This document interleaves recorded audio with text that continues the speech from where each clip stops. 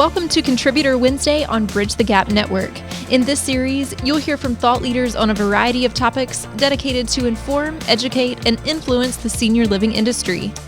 Hi, this is Traci Bild, CEO of Bild Co. I'm so excited to be broadcasting another sales and marketing session for Bridge the Gap. So today, as I was going through my various papers that are delivered to my house, probably as you are doing, the headlines. I don't think in our lifetime we ever thought we would see the things we're seeing today. Wall Street Journal, U.S. cases jump, hit a record in Florida, which is where I live, Clearwater, Florida. And interesting enough, Disney World has opened, which is quite interesting. And at the same time, we're trying to decide whether to send our kids to school, despite businesses not even taking employees back into their workplaces. Interesting times. Here, testing labs, USA Today, struggle as surge pushes demand. On the same note, smaller crowd flocks to Disney. Let's see, what do we have here, USA Today? 1 in 3 Americans knows someone with COVID-19. I just turned 50 this year, actually just a few weeks ago.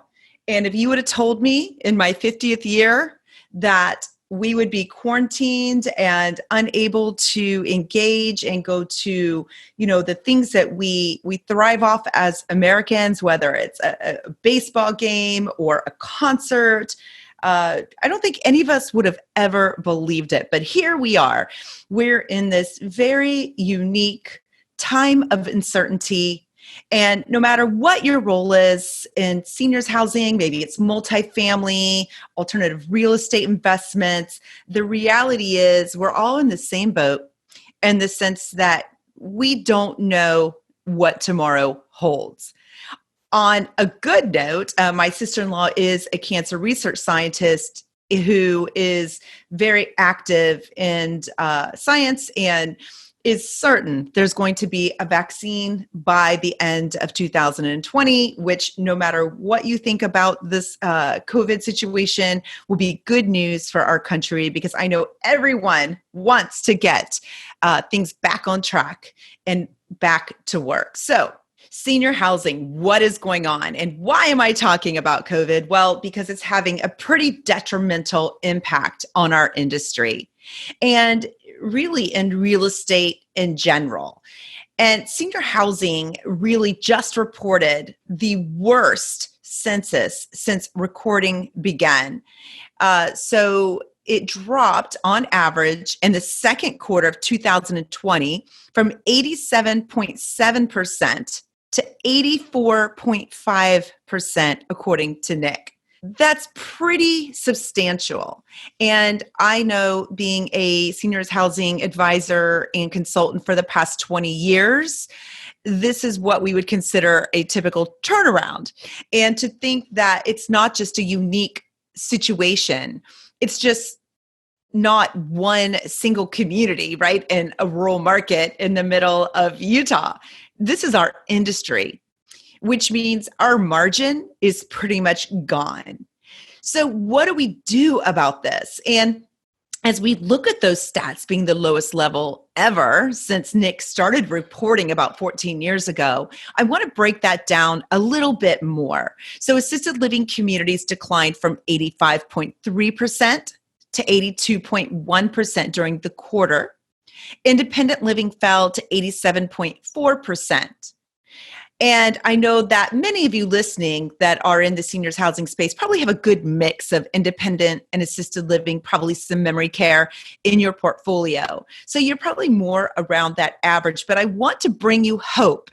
And I want to get you to really pay close attention to this podcast today, because this does not have to be your reality.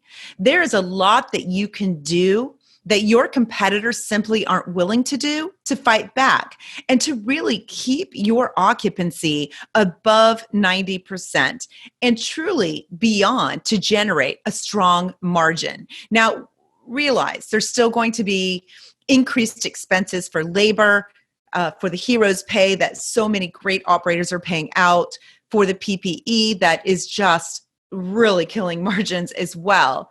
But again, if we can drive that top line revenue and continue to figure out how to tighten the bottom line expenses, we're going to be able to ride this storm out and see it through the other side and come out shining as truly an industry that is vital to protecting seniors during this catastrophe with COVID.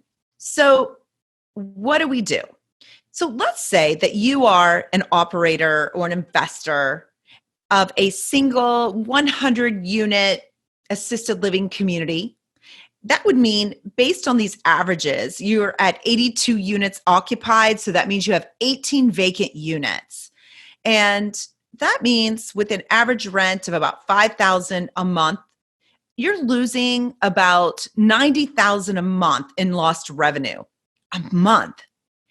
On top of that, as we just mentioned, you have the increases in labor expense, the PPE, to include all of the things like the packaging to deliver meals to the room, the increased expense of creating the visitor bubbles, and all the other innovative things people are doing to try to get life somewhat back to normal for residents and their families in those very important visitations.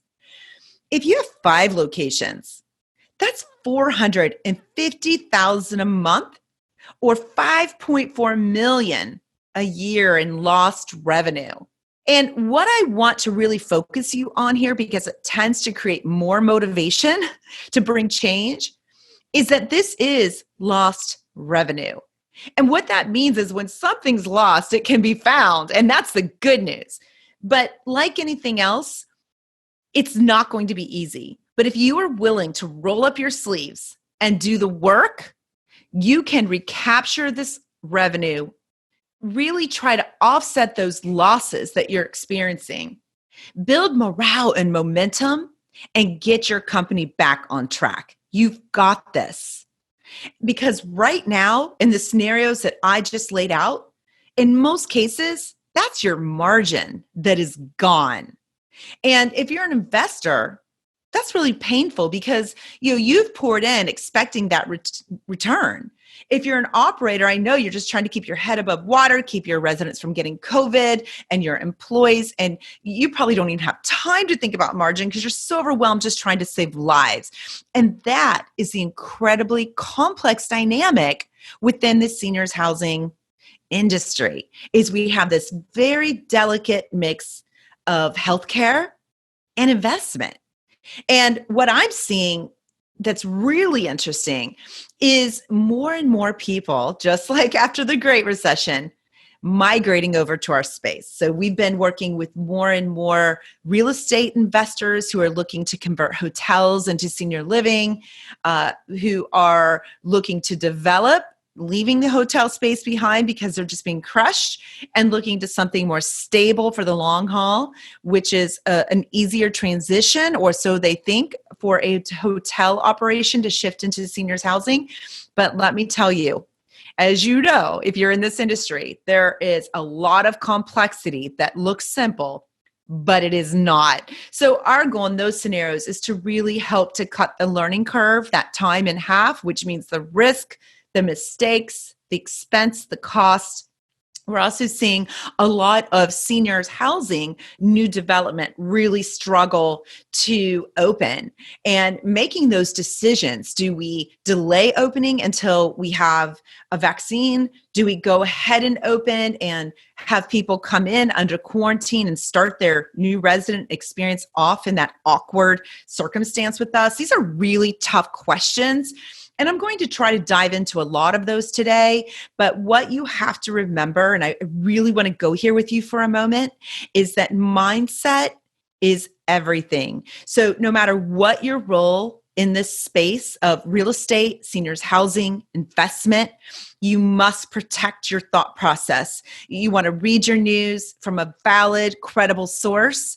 And then you want to get it over with and move on to what you can control in that day, that week, that month. What is it that you can do to improve your operation, to help your operators? What innovation are you seeing? When I have a quote, and I love it, it's when you when you're worried and you don't know what to do, take action. It's the best way to combat anxiety, stress. Do something. It doesn't mean it's going to be the exact answer, but take action and really try to think out of the box. Be willing to take a few more risks if that results in a win for your organization. We need those great leaders to continue to rise up. And remember, you are what you think you are. So think about who you want to be right now. What kind of assisted living, independent living community? How do you want to communicate and show up with your residents, your staff, your investors, your adult children, the local media, referral sources? How are you going to play this out? Maybe you don't know because you're just so deep in operations, but take some time to think about it, to work on the business, not just in the business, and figure out how to come out on top. So what is next? What is next? So the unique bird's eye view that I have here as the CEO of Bild Co. is that we work across the country and in the UK and Canada across all product types. So we're working with independent, assisted, memory care, hospice, home health. We've done PACE, you name it. We go there typically if it's healthcare related, active adult. And we're working in all markets. So both rural markets, metro markets. We have high-end product that can be $20,000 a month to subsidized, HUD, complex qualification requirements to move in. So we get to see here, unlike most operators who only see in their own windows, so to speak, we get to look into a lot of windows. We get to see what's happening across a lot of organizations and different investment platforms. We know who's expanding into active adult and what their barriers are and who's thinking about it right now, right? We don't disclose a lot of that due to client confidentiality. But what I like to do in these podcasts is really share with you what we're seeing big picture. And COVID is very real. And you know that because you're on the front lines with this every day. And what we see from one state in the country compared to another is drastically different. It is unbelievable to us how one operator can still have communal dining with all of their residents still engaging with one another and have no COVID cases, while another has done everything possible isolating their residents and keeping them in their rooms despite almost mass riots from their independent living residents and even assisted, and still getting COVID cases. So there's a lot of challenges. But what I want to do in this podcast today is focus you on what you can control. So being an entrepreneur for 25 years, there's one thing I've learned is it's not what happens that matters. It's how you respond to what happens. It's what are you doing? How are you mobilizing your staff? How are you helping your customers? What are you doing to hunker down and really protect your business so that it is viable and it survives this very, very difficult time? And the reality is if you're in business, there is no, card that just gives you a pass that prevents and protects you from various catastrophe and disasters. If you've been in business for over a decade, you have had many, at least two ups and downs that were transforming, difficult, that maybe almost broke you, but it's that which makes you stronger. We actually learn the most from our mistakes, from our failures, from our difficulties than we do from our wins. So remember that in the tough times. And here's what I want to say. It's going to get worse probably before it gets better. We are in July at the time of this recording of 2020. We have an election coming up. It's going to get nasty. And COVID could get worse. Some people say we're in the second wave. Some people say we're still in the first wave. Health officials are on one side, politicians on the other side. Again, you can't control that. Focus on your residents, staff, investors, all of your stakeholders, being the best you can be. Now, what are some other things we're seeing? So with occupancy being at this historic low, what is going to happen once COVID passes? So one of the things we're seeing from our independent living operators is a real sense of a mass exodus. So are these independent living residents going to leave once they're able? They've been in lockdown 3, 4, 5 months.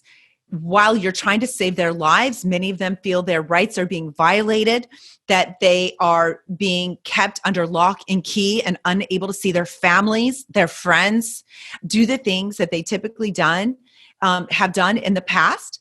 And again, I understand what you're doing, but emotion is taking over, and emotion is very real, which is why communication is so important, and sharing the why behind what you're doing with everyone involved so that they do not leave and we see a further decline in occupancy. With assisted living, we're seeing some interesting things as well. So they are probably going to experience growth during this coronavirus pandemic because a number of people are afraid to put their loved ones in a congregated living environment. And what we just got a call about last week was an operator who was literally in panic mode because in Florida, home health removed their minimum, and I think it was a 4-hour, don't quote me, a minimum of a 4-hour charge to come in and provide services, to where now there's no minimum. So an individual who might need help with their parent to get a shower, get dressed, ready for the day, can pay $20, $25 now to get that done. So why would they send them to what they consider to be a high-risk assisted living environment? Now, I disagree, but this is the consumer we're talking about. And education and knowledge is the single most important thing that you could be doing as an operator right now. Communicating everything you can about why assisted living, independent living, your memory care services are so important, and what you're doing, your stats, everything you can deliver, and communicating via video, the written word, audio, so everyone can digest and know what you are doing. Memory care in most cases should be fine because it is so need driven. Most people cannot take those residents back home. And I would see less of a negative impact there. So if you're IL/AL, it's going to be a rough ride. And if you're in the active adult 55 plus, because there's so much of a misunderstanding and operators are unwilling to take a stand and plant their flagpole on either side, meaning what we typically see is they don't know who they want to be. They're kind of trying to spread and be both sides. Like, I'm 55 plus, but I'm also independent, because they don't want to be the first one to have to just find the space and make that call. But you're going to have to. Otherwise, you're going to confuse the consumer. And you're going to have to really decide who you are, why you're picking that side, and what that means. And then if you are 55 plus active adult, you're going to have to deliver on the promises that you're making, and the differentiation piece needs to really be clear and experienced by those residents living in your communities. So what does this all mean? I have a limited time here. I can only hold your attention span so long, but I felt like it was really important just to sort of set the stage for today, because there is so much chaos. There's so much confusion. And really right now, everyone is doing the best they can. But now I'm going to say something very candid about the sales and marketing side. You've got to do better. We are doing such a poor job on delivering a customer experience to those individuals who need you now more than ever.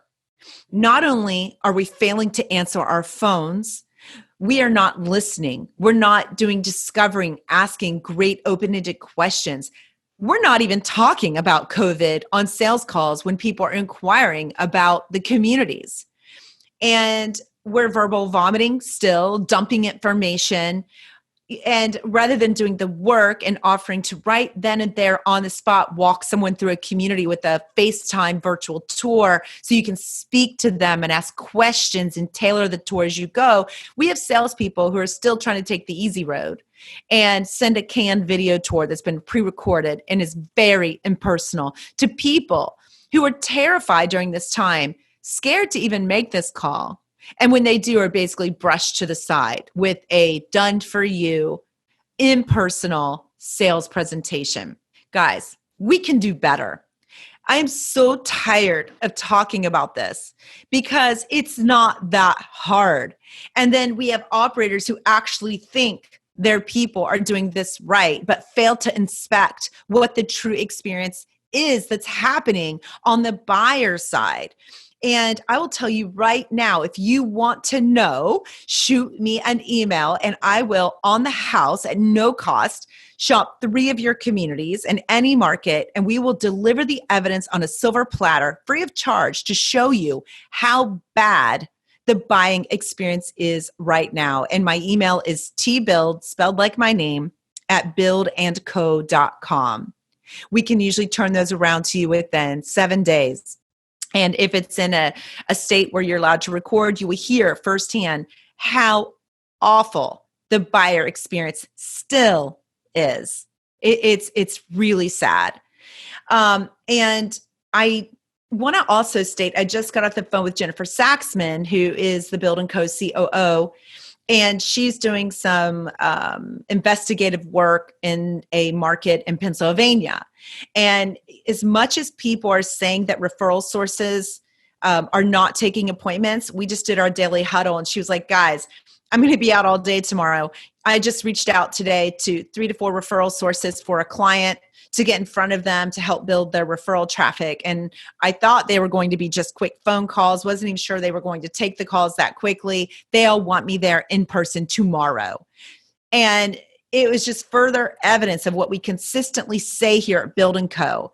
Your referral sources need you more than ever, but you actually have to pick up the phone and call them and ask what they need and how you can help support them in this critical time and what your strategy is, and get in front of them so that you can differentiate from your competitors and begin to get those qualified referrals who are calling you with trust already built, who move 2 times faster than those ads paid for by, newspaper or digital, and really be a resource for your community. So what I'm saying here is stop coasting on the sales and marketing side. Get in the driver's seat. Hire someone to shape your sales and marketing strategy and drive it. And if you don't want to hire someone and you can't deal with that right now, let us put a strategy in place for you that works. And let us drive it with your sales and marketing teams to get your revenue back on track and solid systems and processes in place that work. So your results that you're getting right now are a direct consequence of your action. What actions are you taking right now on the sales and marketing side? Have you taken a good, honest, unbiased look at your website? Have you adapted it to meet the need of the way the market has shifted, with people going to the website, looking for pricing information, looking to schedule an immediate tour right now? Is there a chat feature? Or is it still the same website that you've had for the last 2 to 3 years? How has your collateral and content changed? How has your, whether it's your blogs, your newsletters, your communication changed? So if you're still doing what you did and you're simply trying to survive, your numbers are going to show it. You must pivot, because this is right now the new normal. We don't know when the change is going to happen. So you have to decide what kind of business you want to be, what kind of business you want to run. Is it a reactive business that's going to continue to ping pong and bounce off the walls, adapt with the news of the day? Is it going to be a proactive, strategically driven business where someone is taking the time to work on the business strategy and execute it with the leadership team and communicate the why behind it to every stakeholder every day that is a part of that business? Are you going to wait for things to get better? Or are you going to make it better? And are you going to have to continue to spend more money to make your business better? Yes, it's unfortunate. I'm in the same boat as you, right? I'm a business owner. I've been here before. We've had the Great Recession. We've had other times just like you where you've got to plow in and invest in your business to make it better so that it can thrive and grow and change. And new development is a perfect example. There's a lot of changes that need to take place in new development right now. So what do you need to do? You need to rethink everything. And I believe really as we talk today, when I say rethink everything, this is a sales and marketing podcast. So my goal today is really to reach you, to get your juices flowing, to remind you that you have more power than you realize, and to stop looking for others for answers and to generate them yourselves. And will the answers that you come up with be perfect? Will they be the right answers? I don't know. You don't know, but no one knows. And I think we're seeing that in the mass chaos of the day. So why not trust your own gut instinct? Why not allow yourself to rise? And what about your team members? What brilliance is lying in the field amidst your communities of ideas that people have that they're not sharing because they don't think that anyone wants to hear their ideas? Are you reaching out to your team? Are you having a submission process where they can share their ideas and what they're seeing? Are you testing different strategies? Are you inspecting what you expect? Are you looking for perfection, or are you just looking to get better? And if you get better 1% every day, that's better than what we're seeing with many operators. So let's first take a look briefly at marketing.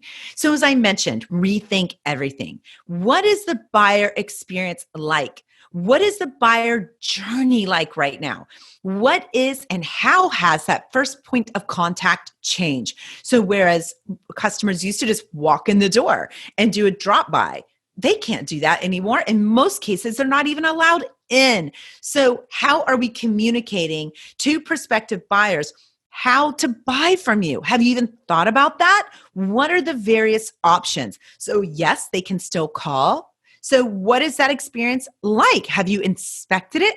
Have you rethought the telephone process for prospective buyers and what that experience is like? Who takes the call?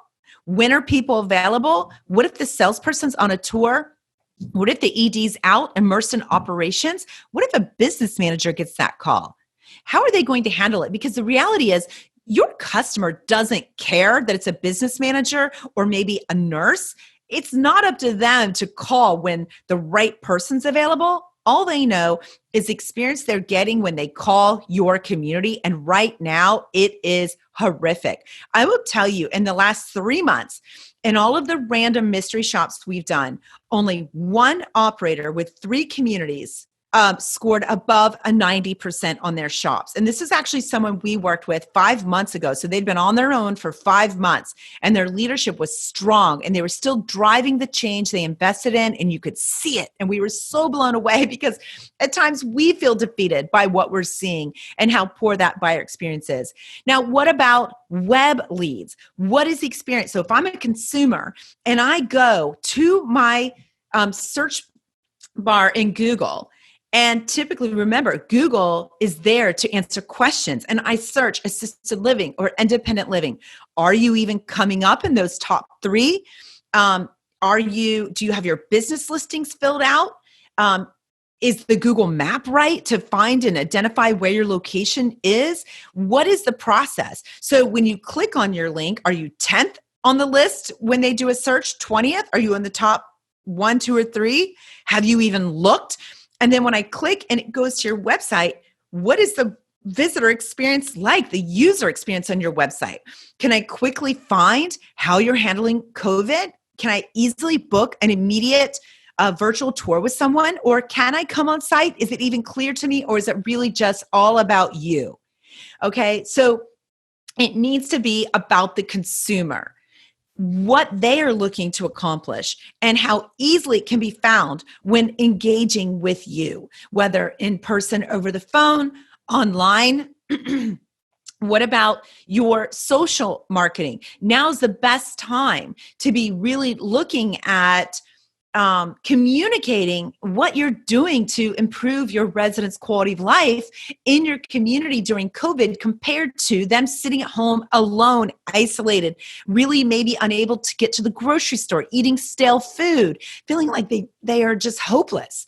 So my challenge to you is to make a list of the different mediums on the marketing side and divide and conquer. We know you're limited on time, and assess each and every one and make a list of where improvements need to be made.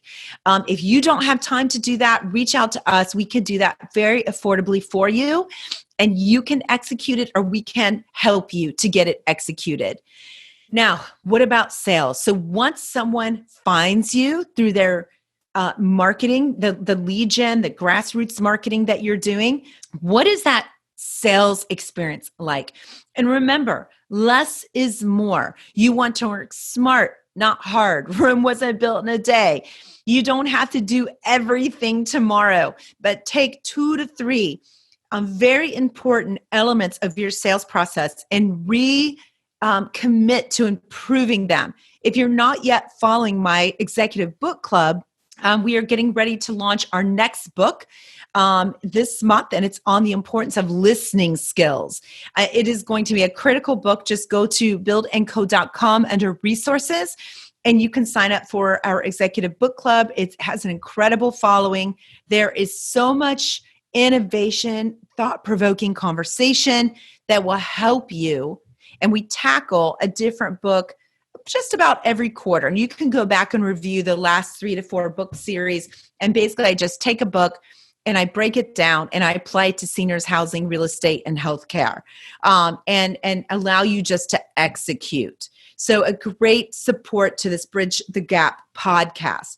But what you want to do on your sales side is, once someone has identified that you are someone they might possibly want to consider for their loved one or themselves, what is the sales experience like? So if I call, what is the sales experience? Can I get to someone within 3 rings?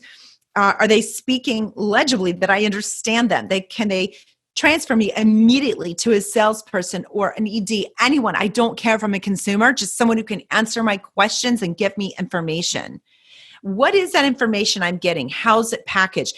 Are you still emailing 5, 6 attachments, or do you have a hyperlink that's in the body of the email that they can click on that takes them to an incredible package, a video message from the CEO, to beautiful collaterals that talk about moving in during a time of COVID? These are the things that you need to be thinking about. You cannot still operate like COVID does not exist on the sales and marketing side. And that's what we're seeing. We're all over the operational piece with our residents and staff. We have failed to pivot on the sales and marketing side. It is so important that you dedicate time, because what's happening is we have few move-ins. We still have attrition due to death and higher levels of care. And then we are going to have residents that choose to move out and go back home, live with an adult child, or go back into their own home environment and receive home health care. And if we do not pivot, if we do not get in the driver's seat and start to strategically build into our annual plan for 2021, starting now and getting a jump start on it, because it takes about 3 to 6 months to really change staff behavior around sales and marketing, and to get true plans that are effective in place, to include very aggressive community outreach with your local healthcare partners. If you do not do this now, you are going to see your occupancy it possibly reach catastrophic levels. And yes, we've slowed down that basis point decline which thank goodness makes sense, but we really don't know what the fall is going to hold when typical flu season comes and we are seeing people get sick. We all pray that this is going to get better, but we don't know. And I think my big message to you today is stop waiting, stop wondering, stop being afraid, take action. That is what leaders do. I always think, and I'm sorry, I just think about, Neil Armstrong having the courage to step out of his space capsule and step on the moon, right? Like, how did he know what that was really going to be like? I can't imagine the emotions playing through his mind as he did that, right? This unknown, not just the unknown of flying through space in a small little capsule, but stepping out of it into this unknown environment where he could possibly die. But he did it. He was courageous. And all the various, astronauts and brave people who have done so many things in the face of uncertainty, in the face of risk, including the risk of losing their own lives, like many of our heroes and frontline workers are doing today. We as leaders need to get out of our glass tower offices and get on the phones and get in with our staffs and do everything to understand what is needed right now. And I know we're doing that on the ops side, but we need to get in front of our buyer, our customers. We need to leave their fears. We need to figure out how they are buying, what they need, what's working, what's not working. We need to be bold. We need to be brave. We need to bring change. And we need to remember these changes that you're going to invest in, the changes you're going to make, they will make you better and they will improve your operation for the long haul. In most cases, this is not just going to be a temporary fix or change. This will be a permanent change.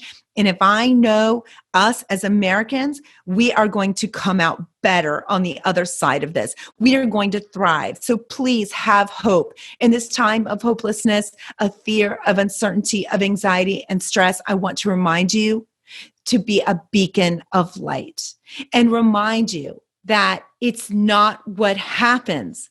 It's how you respond to what happens that makes companies and people great.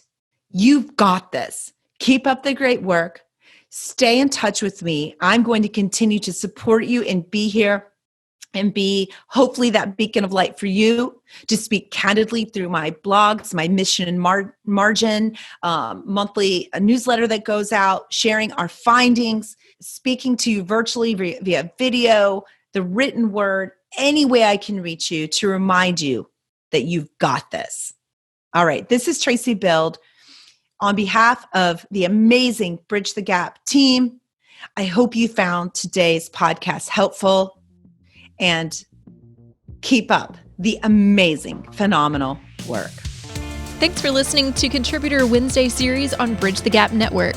For more information about the contributors and for a full library of episodes, visit btgvoice.com.